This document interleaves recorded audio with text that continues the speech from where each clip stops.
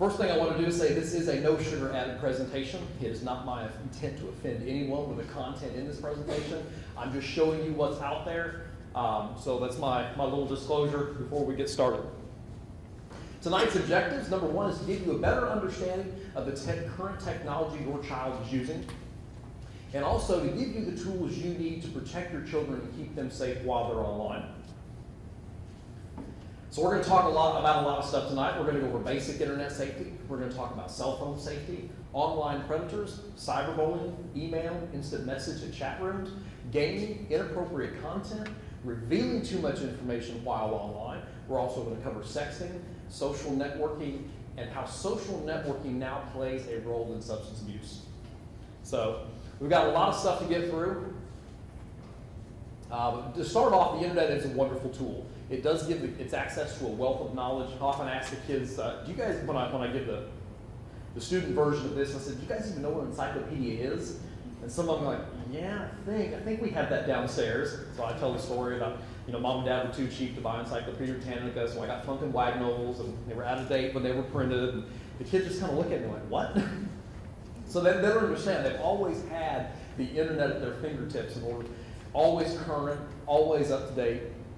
It does let them connect to people in cultures all around the world, which they may never, ever have the opportunity to visit in person.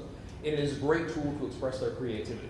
So that's my little, the internet is good, and then we'll dive into all the bad stuff now. But as we know, the internet is not without its risks. Some of the risks we see, a big one today is cyberbullying. It's one of the bigger things we see. Also, exposure to inappropriate content.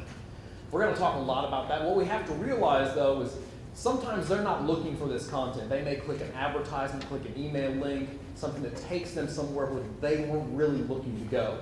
So just one thing we want to keep in the back of our minds. Also, online predators. We're going to talk a lot about online predators tonight, what to watch out for, what the red flags are, and how to protect your children, and what to do if you suspect they're being targeted by an online predator. We're also going to talk about revealing too much information while online. What I always say to parents, if you've got Facebook or any kind of social media, I'm sure we're all guilty of it and we don't even realize it.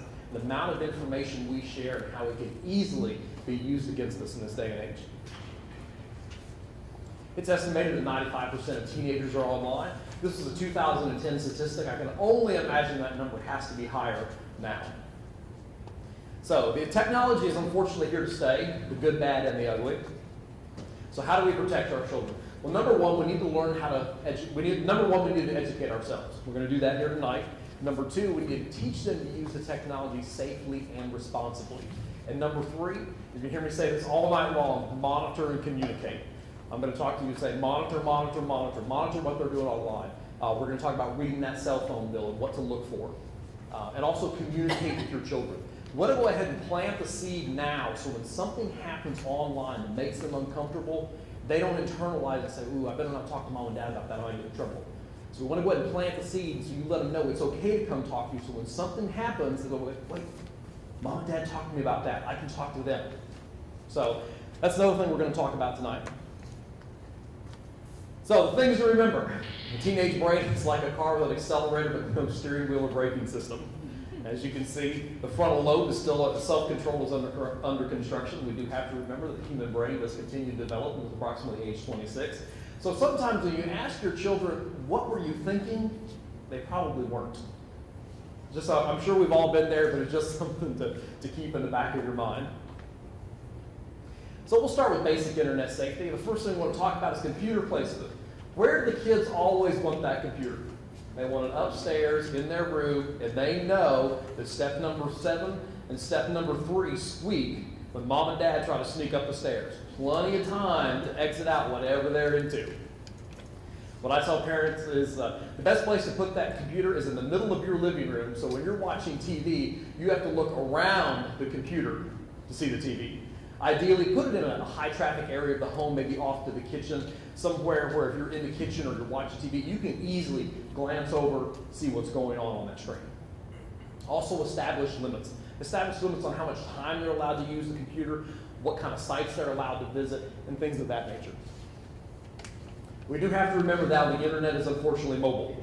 These wonderful phones we send the kids out every day with, have access to the internet. They're pretty powerful little devices. Also laptops, even gaming devices now have access to internet, especially if your child is playing any kind of a game with a headset feature, they're talking to other people online, they're accessing the internet. It can make them vulnerable. Surf the internet with your children, find out what kind of sites they like to go to. Get to know it with them. They know a lot more about it than we do. They've grown up with this technology. It's always been at their fingertips. And talk to them about what they like to do online. Again, this gets back to the whole communication thing. Go ahead and plant that seed now, so when something happens and makes them uncomfortable online, they know to come talk to you immediately. First thing we'll talk about is cell phones. As we all know, cell phones are more difficult to monitor. They're often used without supervision. We send them out every day in the world with that wonderful little phone. It's estimated that 58% of 12-year-olds have a cell phone, but does this mean that your child should have one? Instead of the appropriate age, focus on the needs of your family. Does your child need a way to contact you? Do you trust them to be responsible with that cell phone? And have you set clear guidelines for mobile device? One of the handouts I've got in there is it's a family cell phone contract. This can be a great learning tool as adults in our lives. We are governed by contracts every day. This is a great tool. I found this online. You guys are welcome to use it. Take out what you don't want, add what you want. It just kind of outlines what you expect from them and what they can expect from you, i.e. paying for the phone. And this way, when you ask for the phone to be handed over, you don't get a bunch of lip or whatever. You know, they know, okay, when mom wants the phone, there it is. So it's a great tool. Cell phones. Here's the bad part. Cell phones make children more vulnerable to cyberbullying. Basically gives a cyberbully unlimited access to the victims. We all run around with our phones every day. The kids are no different. We have it with us 24/7. Predators. We're going to talk a lot about predators later, but a predator knows a cell phone will let them talk to a victim. They also know parents do not routinely monitor cell phones. This is typically they will give a child's phone number after they meet with them. They will use that cell phone to keep the child in compliance and also what we call groom the child. Cell phones is also sexy made easy. Unfortunately, what the kids don't realize is the production, possession, and distribution of illicit photos of minors, even if they are self-produced, is considered child pornography under Georgia law. We'll get into that a little bit more later. So to start off, smartphones. These wonderful tools, they have GPS capabilities. We can check in with our social networks. I think Foursquare has kind of fallen off the face of the earth. We still have Facebook. You can check in your Instagram photos. This isn't what concerns me. When we do this, we know we're sharing our location with the world. We know, like what I tell the kids, is you're on Lake Lanier and you catch a 10-pound bass, and you tag that photo, hey, I'm on Lake Lanier, I just caught this, it's pretty cool. We know we're sharing. What I'm more concerned about is the unintentional location sharing. This is coming from the geolocation data that's actually embedded into the EXIF data of that photograph unless you disable it. The good news is when iOS 08 came out, they upgraded this to default to the off position. But what it does is it embeds the GPS coordinates of where you took that picture inside of the photograph. I've got a great video here that will show you exactly how easy it is to find this data in a photograph. This is free software available online. You can literally go home and download it. Finding the GPS information on a photo or the geotagging information is quite simple. Using some free software, using UrbanView and Google Earth, we can get pretty quickly that information. Let's open up an image here that we took this morning in front of the shop. And in UrbanView, it's quite simple. You click the little I for image information. That pops up, and the information we need is not in this first screen, it's in EXIF info. You click on that, and if you want to slide down, well, first you can see that it was taken from the Samsung smartphone. You slide down to this GPS information, you see the latitude and the longitude, and then with one click, show in Google Earth, see it dialing in to exactly where we took the picture from.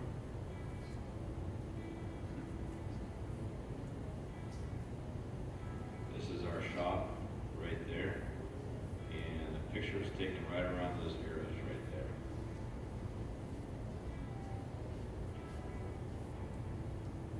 simpler than you thought, isn't it?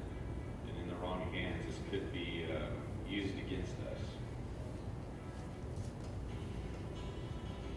For more free tips and tricks, follow us on Twitter at Haida Computers or like us on Facebook. We'll see you next time. Good news is this is very easy to disable with your phones. If you have an iPhone, you haven't upgraded to iOS 08, you're going to open up your phone, go into settings, then privacy, scroll down to location services. Now, you want to make sure your camera is turned to the off position. I tell people leave your location services on because this is what you're going to use. If you lose your iPhone, you can actually log into your iTunes account remotely and pick up the last known location that your phone got GPS. It's a great tool. We use it all the time to help people find lost phones. But if you turn off location services, then you can't do that. If you've got an Android phone, you're going to want to open up your actual camera application, then go to settings, look for something under privacy or something that says geotag or geolocation data and make sure it's unchecked. So very, very easy fix. And like I said, iOS 08 came out. This defaults to the off position now. This is a summary. I ran across this the other day of different websites, and it shows what data is left inside the photograph and what data is taken out. Anywhere you see red is actually a good thing for us. If you see green, it means they keep all that data in there. So Dropbox is going to retain all of the EXIF data. Let's see. Yeah, Google Plus. It's also going to, if your child's uploading photographs, if they're using Google Plus, it's going to retain all this information. Instagram takes it out. Some of these other ones, INGLY, it's going to leave it in there if it's downloaded. And we'll move on to some of these other. PhotoBucket takes out most of it. Pinterest, Vista.me, YFrog, those are some of the ones we want to watch more. The good news is Facebook, most of your major social media takes this data out when that image is uploaded. It can't be downloaded. Somebody can't get it. I've tried. I went out of school taking pictures with my geotagging enabled, uploaded to Facebook. You can't get it off those data. Facebook actually takes this data off, but some of these sites don't, and that's why I've left it in here. The problem is, as human beings, we're creatures of habit. We have a tendency to do the same thing over and over again. So if your child goes to football practice on Monday, and let's say they're out there and they take some pictures with their buddy, and they upload it to Google+, and they have allowed somebody to be their friend that they really don't know. We'll get into that when we get into social media. If that person is a predator and wanting to track your child, you can easily see how they will get a map and a timeline of exactly where your child's going to be. So that gets back into the whole social media, knowing your child's friends. But it's just something else to watch out for. The good news is your major social media, Instagram, Facebook, Twitter, they take all this data out of those photographs. Cell phone tips. Establish rules when they're allowed to use the cell phone. For example, the family cell phone contract that we talked about. Review the cell phone records for any unknown numbers, late night calls, and text. They can go through that phone and delete phone calls out of it. They can delete text out of it, all kinds of stuff. What they can't delete is stuff off that phone bill. It is a wonderful, wonderful. I gave this down in Vickery about a month ago, and I had a parent call me the next day, and I said, oh my gosh, we went through there, and our daughter was sending text and stuff at 3 o'clock in the morning every night. And the only way they knew that was reading that phone bill. Talk to your child about the consequences of sending sexually explicit or provocative text messages. I do unfortunately deal with this in the middle schools already. I've had several issues where kids are sending inappropriate photographs of themselves to other people. There's some talking points in your handout. I'm going to refer back to that quite a bit. Just the things you can take home, talk to the kids about, and things of that nature. This brings us into online predators. What makes children susceptible to predators is, number one thing, is curiosity. Children are naturally curious about sex. Predators will use this to their advantage. They act as a guide to lure children into sexual activity. This can be done through cell phones, blogs, and even social media. We're going to talk about some of those later on at the end of the presentation, but for now, we're just going to focus on these. Even adolescents question their sexuality. They seek support online. Instead, they find a predator. Also, the need for attention. Even children that receive ample attention at home will still seek attention from outside sources. They'll usually seek out an more older, mature individual. It's often seen as a way to validate their own coming of age. Again, predators know this. They will offer the children flattery and affection in order to exploit this from them. Rebellion. Children naturally become rebellious when they reach adolescence. It's common knowledge. Again, a predator knows it. They will use this to their advantage. They know a child who is punished for disobeying parental rules at home may be less likely to report something for fear of being punished again.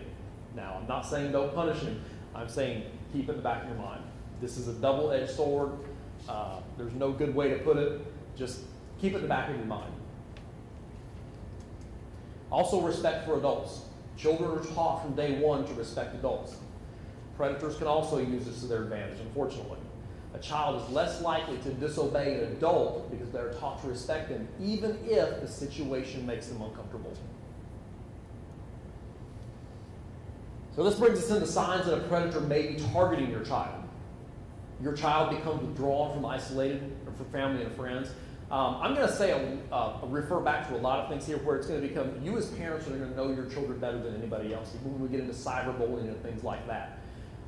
You're going to know what's normal for them, what's out of character for them, better than anybody else. You may find inappropriate material on your computer. Your child receives mail, money, or gifts from unknown people. This should be an automatic red flag to anybody. If your child's receiving anything in the mail and it's from somebody you don't know, you need to call the sheriff's office. Something's wrong. This is a big red flag for us. Or you see unknown numbers from reviewing the cell phone bill. What I say is you should be able to identify every single number that's coming in or your child's calling on that cell phone bill. You should be able to go through that cell phone bill and say, oh, that's Aunt Jane, or that's Uncle Bill, or that's Billy 2 doors down. That's the kind of thing when I say go through the cell phone bill, go through with a fine-tooth comb. Find out who's talking to them and who they're talking to and communicating with. So, what to do if you think your child is being victimized? The first thing, make it clear that victimization is not their fault. Probably first and foremost. Secondly, save all evidence of the victimization, maybe emails, screenshot, instant message conversations. And when I say take a screenshot, if you don't have the ability on your computer, hold your phone up to the screen and snap a picture. What we need as law enforcement, we want to know the times this stuff happens. So when I go to serve a court order on any Facebook, whatever, I need to know the times this stuff happens. A lot of times what they call a dynamic IP address, that IP address changes. So we need to know the date and the time in order to track that back to that computer. Contact your local law enforcement immediately. The last thing, or the worst thing you could do is contact that person that you suspect of being a predator. These people run elaborate networks. I believe it was a couple years ago here in Forsyth County, we actually participated in a nationwide sting in which SWAT teams from around the United States simultaneously hit targets. They actually hit one here in Forsyth County. They actually went through a second-story window, 3 o'clock in the morning on this guy. He had a remote drill set up over the top of the hard drive of the computer. I guess he thought if he would see us coming, hit a button, destroy the hard drive, where we couldn't recover anything. We actually recovered everything. The problem is, if you tip one of these guys off, they're going to go underground, they're going to tell everybody else, and they all slip under the radar for a while, only to come back up somewhere else. So that's why I say, please, whatever you do, don't contact them yourself. We have detectives that specialize in the Crimes Against Children Task Force. They do this stuff all the time. They're very good at it, and we will lock them up and get them stopped. There's some online predator talking points in your handout. This brings us into cyberbullying.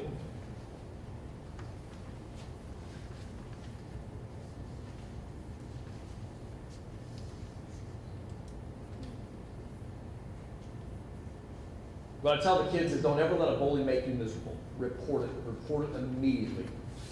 We talk a lot about this in the schools, and some of these slides that you're going to actually see are taken from the student version. Of course, we don't talk about predators or any of the graphic stuff that we're going to go into later.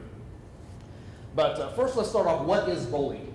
Bullying is any unwanted aggressive behavior among school-aged children that involves a power imbalance.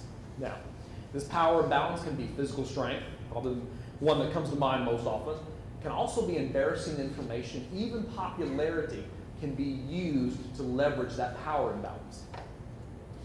Now, what separates bullying from conflict is bullying has to be repeated over time to the point it has a negative impact on the victim. It's what separates bullying from conflict. 9 times out of 10, I'll have a parent or a student come into my office saying I'm being bullied. We talk about it. What it actually is conflict. Now, I have dealt with some bullying cases.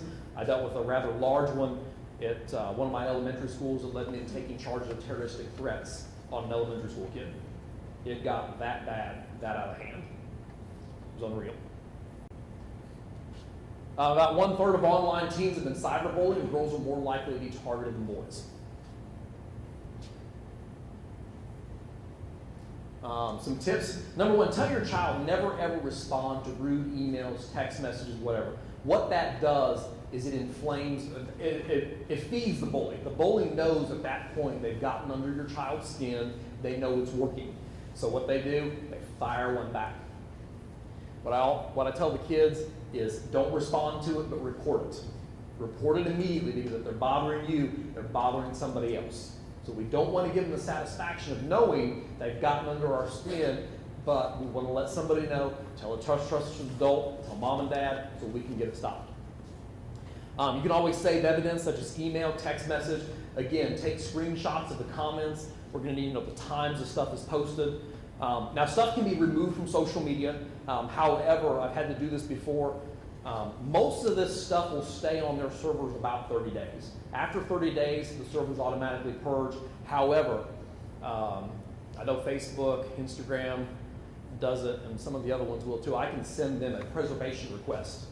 It has to come from law enforcement. It basically says, please preserve this account until I can get my court order. Most of the time, I can have that court order within about 24 hours from our judges here in the county, so it's not a big deal. But if it is something, I need to get that request in as soon as possible so all that data is preserved. Comments get deleted all the time, but we can go back and get that information. If the harassment is via email, text message, instant message in chat rooms, instruct your child to use that block button. This is going to come back in a lot of your social media if they've allowed people to be friends that maybe they didn't really know. You know, just because they had a cool profile picture and said they were a surfer in California doesn't mean we need to be friends with them. We'll talk about that more.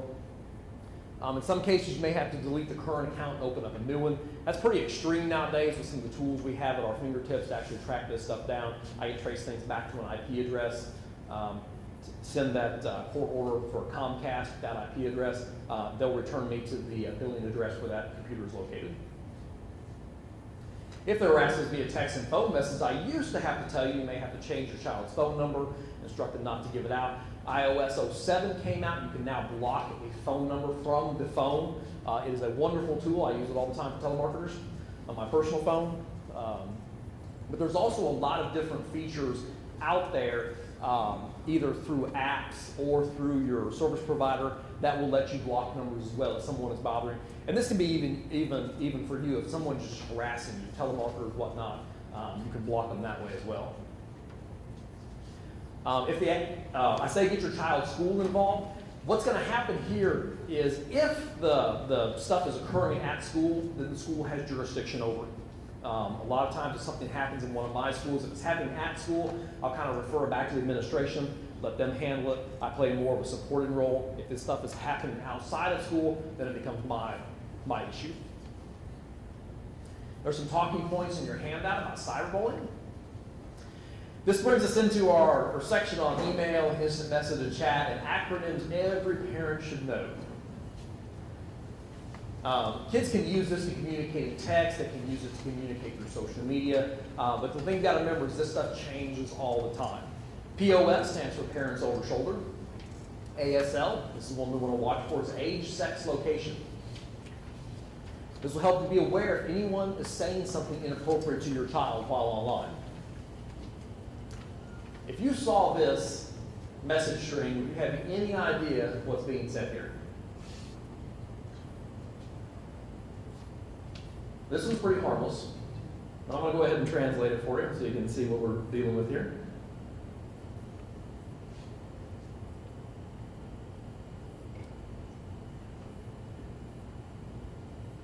So we've got a Be Right Back, parents in room, keeping parents clueless, and then a parent emergency, chat with you later. Now that we've seen some of these acronyms in action, would you have any idea what's being said here?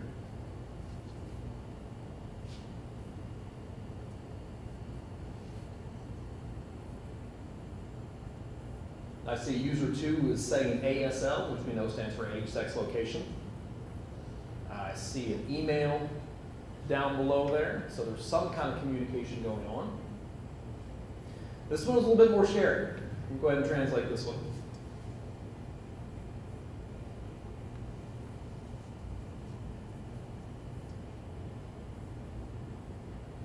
Basically, here we have two kids arranging to meet up in real life. Would you have ever have got that from seeing those acronyms displayed?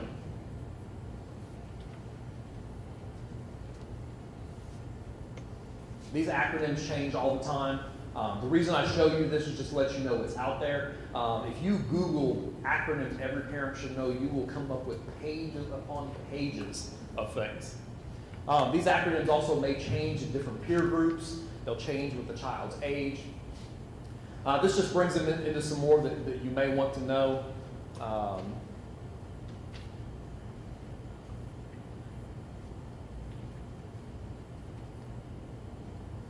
These aren't too bad. I mean, they're getting there. We're going to go over some of the ones the kids use more for sexting a little bit later, so you know what to watch out for. But anytime you see any kind of acronym on your child's phone, text message, and an email, I would encourage you to Google it and see what it means.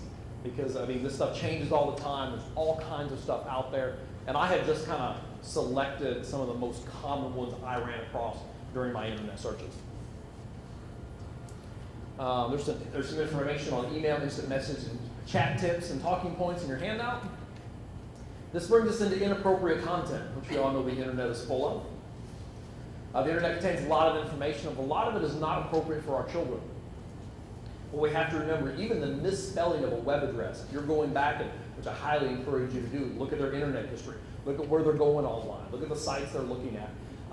Please remember, even the misspelling of a web address can take them somewhere they weren't meaning to go. So we don't want to just jump to a conclusion when we look at that internet history. Go ahead and talk to them and see what's going on. Also, clicking an advertisement. Something as harmless as that can take them somewhere they had no intention of going in the first place. So just something to keep in the back of your mind when reviewing this history and seeing what they're up to. Also, sexually explicit material. Many children now learn about sex from the internet. What we see is flawed views and opinions of their self-image and sexuality, which could possibly affect their development down the line. Some illegal activities, such as drug use.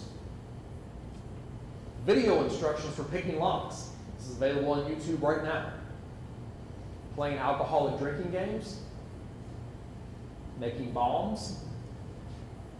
Some other sites that encourage some very dangerous behavior. Sites that actually encourage the cutting behavior. Also anorexia. Even suicide. This is one that probably got me the most. Was videos on how to hide your self-harm cuts from your family and friends. These are available on YouTube right now. How to cover up self-harm cuts, how to hide your self-harm cuts with makeup. Basically a tutorial on how to hide this behavior from friends and family. What we do watch out for is kids wearing a lot of the wristbands. That will be used to conceal cuts on the wrist. So if your kids are wearing a lot of those, make sure you're checking their wrists, looking at them. But this stuff is out there, unfortunately, and it's giving them a step-by-step. This brings us into some very dangerous websites for teenage girls. Disturbing research has found that kids as young as 10 have learned weight loss techniques and purging from these websites. Stanford University did a study that found that 96% of eating disorder patients actually learned purging and weight loss techniques while they were online. These dangerous websites, Pro-Ana and Pro-Mia websites. The Pro-Ana is in pro-anorexia, often sometimes personified by girls simply as a girl named Anna. They may refer to my friend Anna, things of that nature. Or Pro-Mia, as in pro-bulimia. They promote the lifestyle of the eating disorder. They provide girls with what they call thinspiration by posting pictures of bony thin fashion models, basically telling the girls if you are not this skinny, then you would be considered fat. There's some talking points about inappropriate content in your handout. This brings us into revealing too much information online. This is something I said anybody here that's on social media is probably guilty of this. We don't even realize it. It just becomes more of an issue with our children. Children can be made especially vulnerable by sharing such information as their home address, phone numbers, private thoughts and feelings, and pictures, depending on what site we're sharing them to if we haven't disabled the geotagging from the phones. Like I said, Facebook, Instagram, your bigger social media sites is going to delete that. However, some of these photo sharing websites, they leave it on there. Google Plus leaves all this data intact. You can download a picture from Google Plus and find out exactly where it was taken at. Also remind your children that information that may be seen by other people while they're online. This brings us into a video. This video is a little dated, but keep in mind when you're watching this video, think about all the stuff your child has on their social media profile right now about them and how easy it would be for someone to target them if they got a hold of their social media profile. In this video, somebody has to do a little bit of digging to find the information, but it's a great video and shows you how to keep the kids safe online. How hard is it to target kids online? Let's conduct an experiment and see. We'll start by going online and selecting a harmless chat room. How about one created specifically for youth, like this one, about music? Take a look at the list of people currently in the chat room. We'll pick one at random. How about Teresa01? Posing as a fellow chatter, we engage Teresa in a private conversation and ask her age. She shrewdly avoids giving us that information. Most online or internet service providers have user directories available to help their members identify others in the group with similar interests. Members can create and store profiles of themselves in the user directory for other members to view. While these directories can be useful, they can also make you vulnerable. We'll look for more information about Teresa by checking her member profile. We type her chat name and learn more. Good job, Teresa. She didn't list her age, location, gender, or post a picture of herself, but what does her name tell us? Is she male or female? If her brother's name is Billy Jr., what might her father's name be? If we click on the locate command, we can follow Teresa wherever she goes in cyberspace. We can also email or instant message her. After 2 minutes of searching, we have determined that Teresa is most likely a female teen. She likes basketball, music, and hanging out with friends. She has a little brother who most likely answers to Billy Jr. She has a valid email address and instant messenger account, and we have accurate addresses for both. Another place to look for information is news group postings. Since we have a valid email address for Teresa, we can use it to search through these postings. Now I know how many messages Teresa has posted, when and to what site she posted them, and the text of each message. In this posting, she has posted several personal identifiers. Can you find them? They are her telephone number, the time of day when she will most likely be home, her mother or sister's name, and her email address. Within 8 minutes, we know that her first name is Teresa. She appears to be in her teens. Her interests are basketball, music, and hanging out with friends. She has a younger brother named Billy Jr. She has valid email and instant messenger accounts. She has a mom or sister named Sue. We have a good idea of what time of day we can find her at home. And we have her home telephone number. How useful is her telephone number? Even if we only had her area code, we could use it to quickly get an idea of her geographic location. However, since we have her entire telephone number, let's use it to perform a reverse lookup and see what else we can find out about Teresa. The search yielded the last name of the person Teresa's telephone number is registered to. Most likely Teresa's last name as well. For those of you wondering about your own telephone numbers right now, there's good news. Most services will allow you to change or eliminate your personal data from their directories if you find them. If you have to find the services that list your information before you can request that it be removed. As for Teresa, we now have her last name. Let's see what information we can get searching with her. We'll need another directory. How about the white pages? With every additional piece of information, we can perform more searches. We'll enter her last name and start our next search.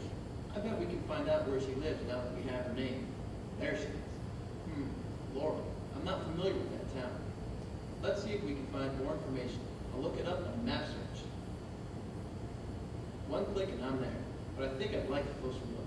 And what if I want to find out how to get there. No problem. I can easily get directions online and tell me step by step how to get from where I am to where Teresa lives.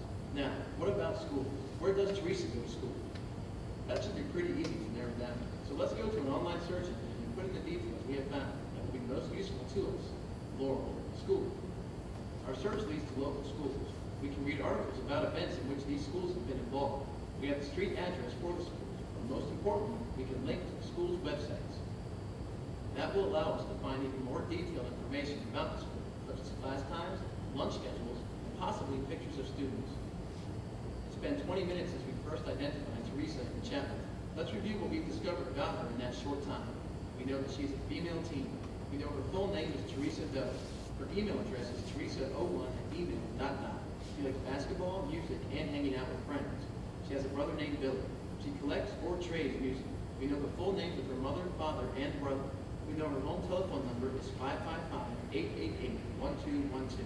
We know she's probably home by 5:30 p.m. on weekdays. Her mom gets home from work by 5:30. She lives at 111 Liberty Road in Laurel, which we were able to get specific directions. And finally, we know what schools are closest to her home.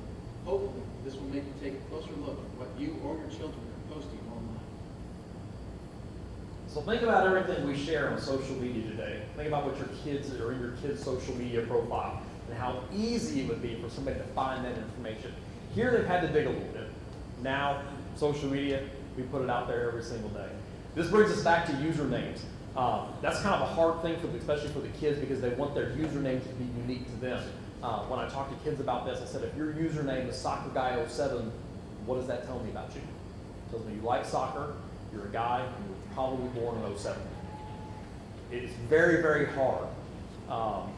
It's one of those things that's, you have to really look at and decide how somebody can easily use that against your kids. This is a graph that just shows what teens have posted in 2006 to 2012. Kind of shows how much more comfortable we've gotten with our social media. We do see a slight rise in photo of yourself. Halfway, a pretty good jump in school name is being more included in social media profiles. City or town, about a 10% jump. Email addresses have almost doubled. And we see an 18% jump in cell phone number. So it just shows we're getting more and more comfortable with what we post online and what we share with people out there. What I encourage you to do is go home, go through your child's social media accounts, look at what information is in there, take out what doesn't need to be in there, and try to keep them safe while they're on there. This brings us into sexting. So what does your child want in a cell phone?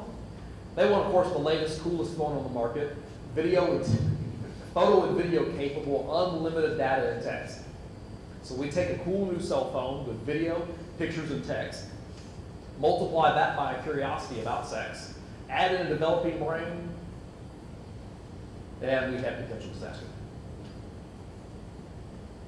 Sexting, what is it and what does it mean? Sexting is the exchange of sexually suggestive messages or images between minors via cell phone. This does not include a predator eliciting a photograph from your child. This is at their own peer level. In 2009, it was estimated only 4% of cell-owning teens had sent a sext. Not too bad. Unfortunately, we fast forward to 2012, it estimated that 1 in 4 teens has admitted to sending a sext. Like I said, I'm actually dealing with this in the middle schools now. The stance I have taken on this, if this is literally between boyfriend and girlfriend, and I find out about it, I call mom and dad, and I say, hey, this is what's going on. I will do whatever I can to help you. Where I get involved is when the picture has been shared with one person and that person has sent it to 5 other people. That's when I take a lot harder stance. I try to turn this stuff back over to mom and dad as much as I can. I'm not out to ruin the kids' lives over this. So why do teens sext? Most teens will actually sext in the content of a relationship, usually to indicate a romantic interest.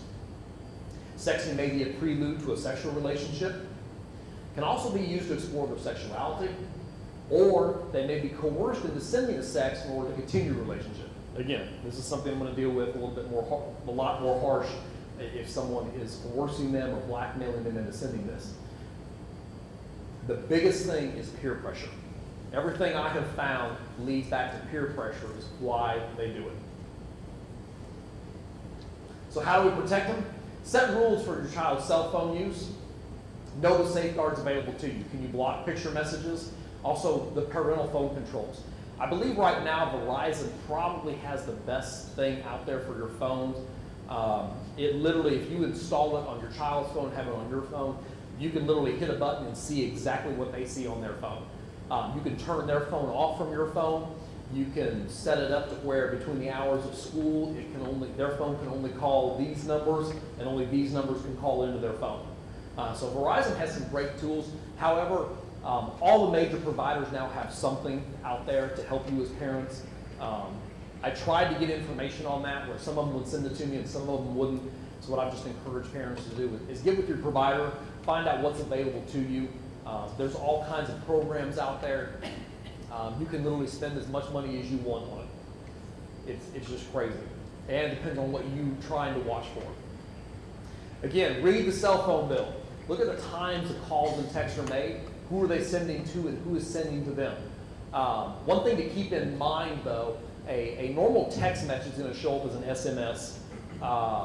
Your pictures are usually going to come through as an MMS, or I think it's a multimedia message. However, if they're group texting with several friends, a lot of the phones now take those messages, instead of sending SMS or just regular text, they actually send them as an MMS. So it's kind of hard to tell exactly what they're sending. MMS, yeah. And the MMS is typically going to use more data, too, when you review that phone. Encourage your child not to be a bystander or an investigator should they receive a text. What I tell the kids is that if someone sends you something inappropriate, report it immediately. I tell the kids, you can't control what other people send you. We can only control what we ask from other people and what we send other people. I tell the kids, if you get something inappropriate, it's at home, take your phone, hand it to mom and dad, say, here, you deal with this. If it's at school, hand it to your teacher. I don't want this on my phone, you take it. Also tell the kids to report knowledge of other people sexting. Again, the goal is to get this stopped. It's not to ruin their lives. I've made a lot of phone calls to parents, say, hey, this is what's being said. Just want to make you aware. You can go through the phone at your leisure. 86% of sexters are not caught. Of those caught, 8% were caught by a parent, 1% were caught by a teacher, 3% were caught by an authority figure, and 2% were caught by someone else.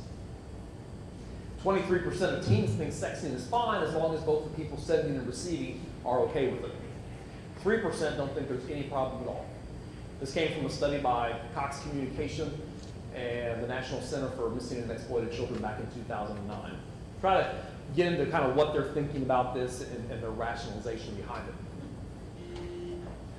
This is a video I actually show the kids when I give this presentation in the schools. It's a very good video to illustrate how quickly this kind of stuff gets out of hand.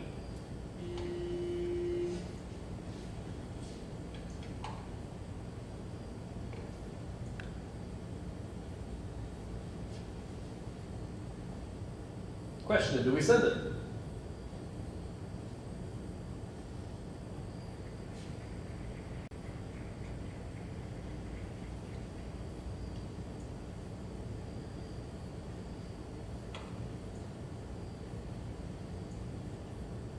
So there we go, good job, we made the right choice, we didn't send it.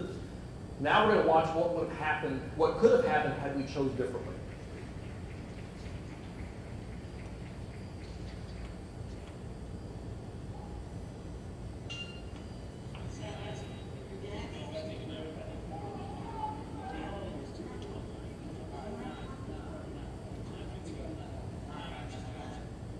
Question, should he show his friends? I assume we're all going to say no in here. Guess what? We don't have a choice anymore. We're allowing someone else to decide where that photograph ends up. Whoa! Oh, man. Send that to me. Send that to me. Again, should he pass it on? We're all going to say no. But again, we don't have a choice now. We've allowed someone else to decide where that photograph goes.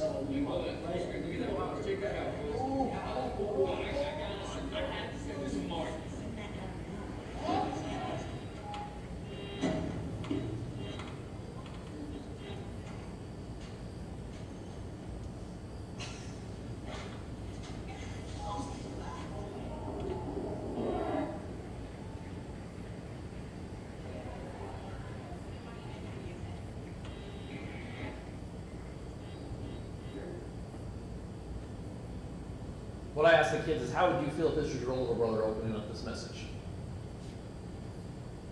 How would you feel if this was your mom opening this email? And do you really want this gentleman looking at your photograph?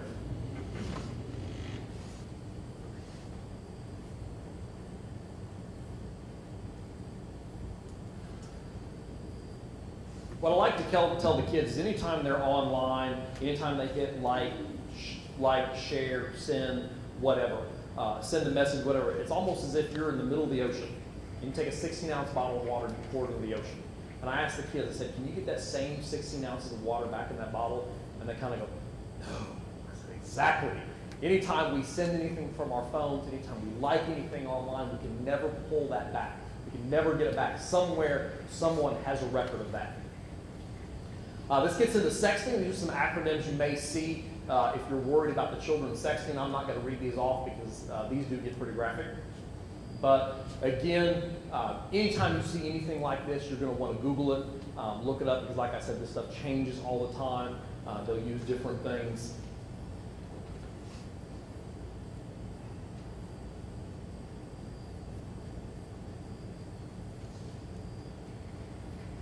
Now that I assume you get the idea, we'll go ahead and move on from that. This brings us into social networking. Children often forget social networking is not a private platform to communicate on. Information gets shared that's not meant for outsiders to see. This can cause a lot of issues, especially in middle school and places like that. I've actually seen kids get upset because someone didn't like what they posted, that they felt they should have. So we see that too, as well as being an issue. The other problem we see with social media is their pages can be a way of getting online attention. What this does is this can encourage risky behavior. They'll begin to post inappropriate content in order to gain more followers. For example, Instagram, Facebook, Twitter, all that tracks the people who follow you, the people who like you, how many times your post has been shared. So basically these sites track the number of followers, and what happens is the kids start posting riskier and riskier content in order to elevate their online popularity. The kids actually look at this as literally how popular they are, and they will gauge their self-worth by the number of friends, the number of likes their posts get, things of that nature. It's kind of a new animal we're having to deal with now with social media coming into play. Some other risky behaviors is, number one, not using privacy settings. What I tell the kids is not using privacy settings is like not locking your doors. That's probably the biggest crime we have here in Forsyth County. It's called entering autos. Basically what people do, they will, in the middle of the night when everybody's asleep, they will start at one end of a subdivision and they will walk up to car doors, pulling on doors. If it's locked, they'll go right by it. They're not going to break a window. They're not going to do anything extreme to get into that car. They just keep pulling door handles until they find one that's open. When they find one that's open, they ransack it. So privacy settings are a great tool. However, we have to remember privacy settings are not foolproof. When I talked to the kids, I said, what happened to Target? What happened with Home Depot? They have these huge data breaches from their credit card. And like I tell them, they've spent more money safeguarding people's credit card information than Facebook and Twitter ever thought about. Also posting inappropriate content, posting personal information. These behaviors can lead to peers using the information to humiliate them in school. Can also make them a victim of a predator, depending on what kind of stuff they're posting or what they're doing online. And they may have consequences at school if they are posting stuff while at school or about the school or about classmates as well. Social media safety. Establish guidelines for what's appropriate for your children to post. You may want to review their post before they put it out there to make sure they're not posting anything that's going to put them in danger. Make sure their privacy settings are being used. That's probably the biggest thing out there, just to keep prying eyes out of what your child is doing. Also go through their profiles. Remove any identifying information, full names, ages, addresses, schools, locations, phone numbers. Any of that stuff does not need to be on there. I wouldn't even use their real date of birth. Put something else in there. Don't give people any idea how old they are, what their exact birth date is, things of that nature. Also go through your child's friends list. Go sit down with that friends list and go through them and tell them how they know each one of these people. What we want to hear is that's Billy down the street, or that's Mary Jane, she's in my third period class. Not that, well, All my friends were friends with them, so I decided to be friends with them too. That's what we want to watch out for. We want to make sure they know all these people in person with the amount of information that we're sharing out there. Discuss with your child once you post it. Of course, we can't take it back. I think that's a hard thing for them to grasp. There's sort of talking points in your handout. This brings us into another aspect of social media. I'm not going to read these websites off. These are very graphic websites, but I would ask, would you let your child visit any of these websites?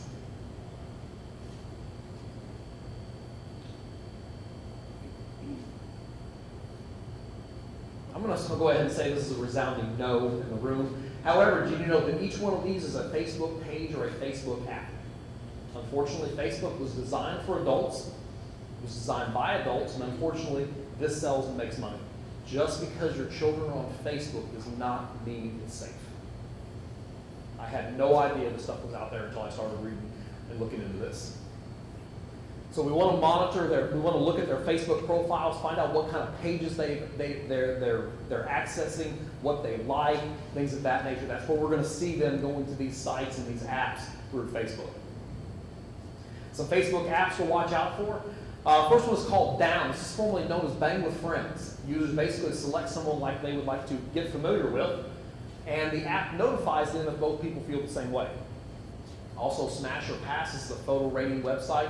Smash, become familiar with, or Pass is in they're not interested. Some other social media to watch out for, Ask.fm. Probably one of the worst sites out there. What you're going to look for is look through your children's social media, because a lot of times they'll say, hit me up on Ask, and they'll list their username. I've got an article in here about social media, Ask.fm. Read that in your spare time. It is one of the worst websites out there. Any user on the site can post it. It's basically a question and answer type social media site. But the problem is your child can post a question. Anybody on that site can come back and post an answer anonymously. Here's the problem. It is currently hosted in a small country just north of Lithuania called Latvia. There's no way to block users on this website. And it's been implicated in numerous suicides in the United Kingdom, also as well as in the southwestern United States. We've had several teenage suicides directly attributed to this website. I cannot serve a court order on Ask.fm. They have no offices here on U.S. soil. U.S. law enforcement has no way of tracking this stuff down. I have heard that they are about to be sold, or they're going to have an office in Ireland. I don't know if that's going to affect anything or not. The way I can get stuff from Facebook and Twitter, they have offices here on U.S. soil, so they're bound by our laws. When we get into international law, they're not bound by it. U.S. law enforcement has tried to get information and find out who these people are, and they basically told us good luck. So there is no way for us to track these people down. Cyberbullying basically goes unchecked. FormSpring, similar platform to Ask.fm, it's just another one that we want to monitor. FormSpring hasn't been implicated in anything yet, but it's just one to watch and make sure they're not on. This brings us into social networking and substance abuse. Like I said, social networking and social media is a whole new animal we're having to deal with. What we're now seeing is teens who use social networking sites are more likely to become addicted to alcohol and drugs. I first read this and I'm kind of scratching my head and like, okay, I don't see how. But CASA, the National Center for Addiction and Substance Abuse, surveyed more than 1,000 children online and another 1,000 by telephone. What they found was those who spent any time on social media were more likely, 5 times more likely to smoke than those who didn't, 3 times more likely to drink alcohol, and twice as likely to smoke marijuana. Peer pressure.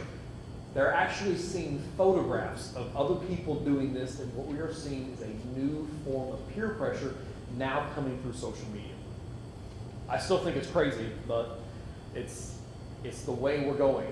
40% of teens have seen pictures of friends getting drunk on sites like Facebook and MySpace. Half saw these images when they were 13 or younger.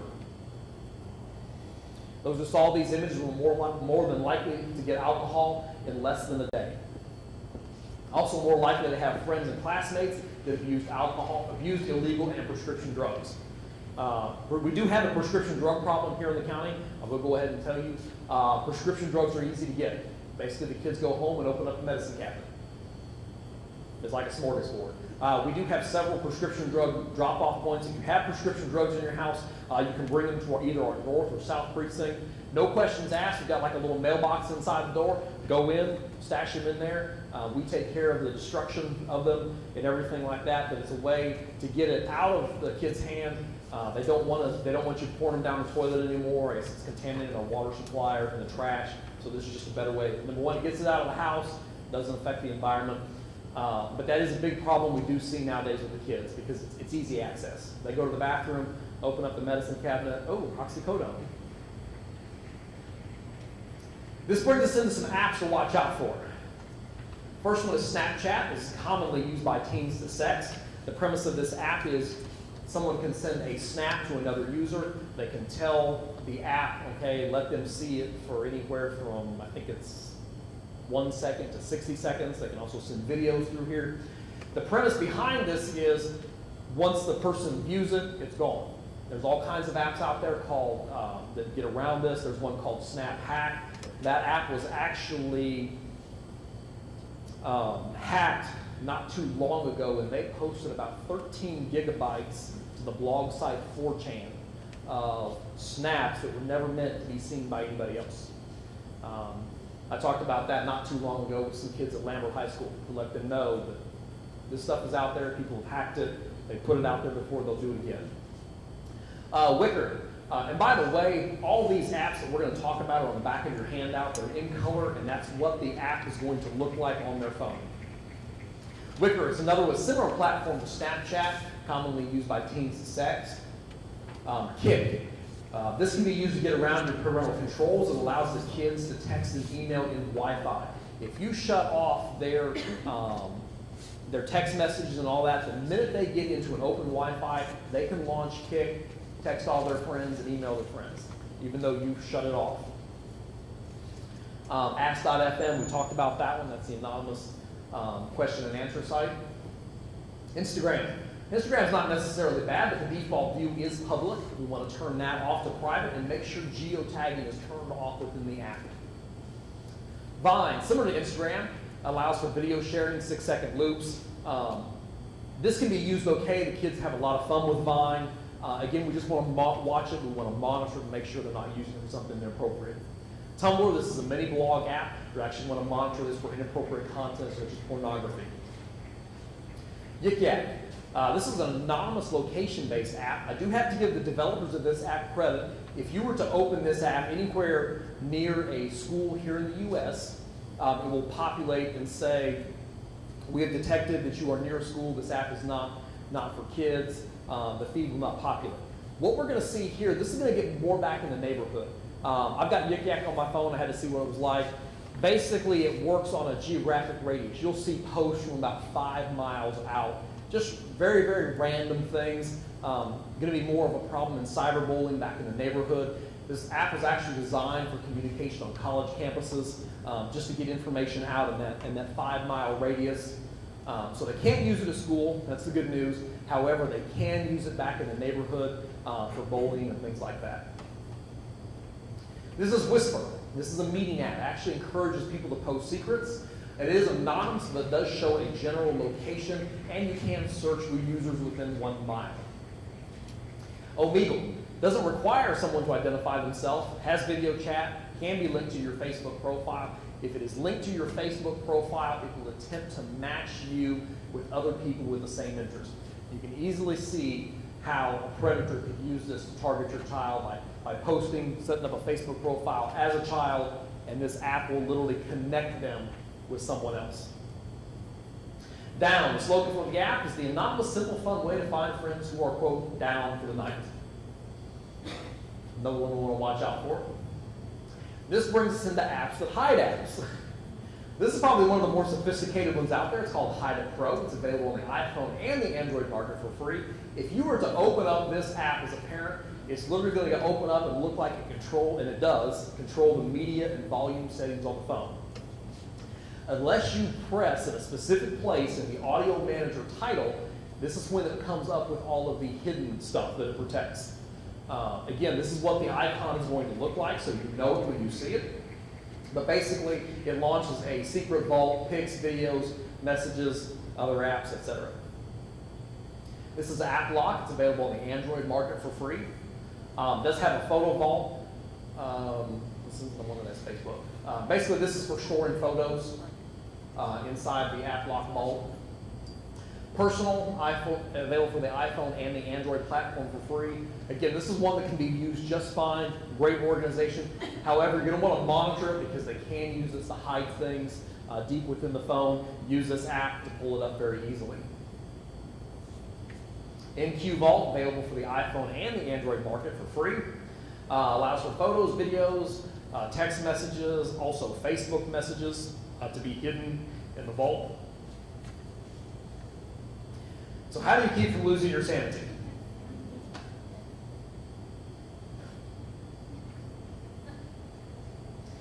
Unfortunately, the technology is here to stay. The kids know about it more and they know about it faster than we ever will. They have literally grown up with this technology in their hands. So we're kind of playing catch up. Stay informed, educate yourself. Like I've said, if you see something on your phone you're not sure about, Google it. Google is a wonderful tool out there. Again, monitor, monitor, monitor. Any questions? Do you see or check like iMessage and see when they're using that at what times? I haven't done a lot with iMessage yet, but you should be able to. I'd have to dig into that. Apple has a lot stricter platform as far as the user's privacy with some of your Android stuff, so maybe an issue. I know what a lot of parents have done is especially for the kids, they've kind of set up a family iTunes account and where they have the password to it. So if they want to download something, they have to come to you and say, hey, I want this program. You as the parent put in the password. There's all kinds of websites out there that rate apps. You can go to a if you look up a parent rating, app rating website, there's several of them out there. You can actually type in the name of an app. It will tell you everything you want to know about it, what's good about it, what's bad about it. One thing I need to add back to my presentation, I keep changing this as more and more stuff comes to light, it gets revamped. Word with Friends and Word Feud. It's a great game the kids play. Face value, you look at it, okay, it's kind of like Scrabble. It's a wonderful tool. However, there is a chat feature attached to the back of that game. So just something you want to be aware of. A lot of these games do have chat features. Allows the kids to communicate with who they're playing against. Just one more thing to keep your eye on.